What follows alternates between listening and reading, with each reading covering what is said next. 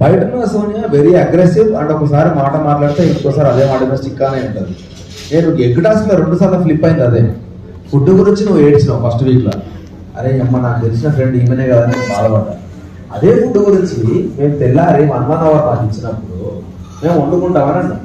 అరే మేము best breakfast వండుకుంటామని అంటే వాళ్ళు వండుకుంటామన్నారని యాకే ఎందుకు కిలోతో పంచాయతీ మీరే వండుకోరు అని చెప్తే బ్రేక్ఫాస్ట్ ప్లస్ లంచ్ కలిపి వండుకున్నారు. వాళ్ళు గంట బాగా టైం తీసుకున్నారు. మరి నిన్న మీరు ఫుడ్ గురించి అందరి ఆకలి గురించి అంతా మాట్లాడారు.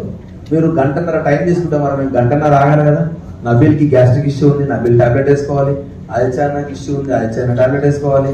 మరి మీ దాంట్లో అట్లా ఎవరు లేదు, హెల్త్ ఇష్యూస్. సరే మీకు ముందు టైం ఇస్తామని తీసుకోవచ్చు కదా. ఆ ప్రేమ ఇక్కడ ఏమైంది?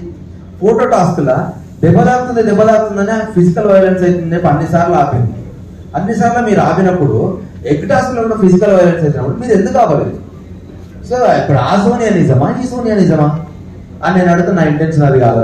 ఇక నేనేం మాట్లాడుతుందని మీకు బయట తెలిసిన సోనియా అండ్ లోపల కాదని చెప్తున్నా కదా. కాదని చెప్పినా నేను కాదని చెప్తున్నా.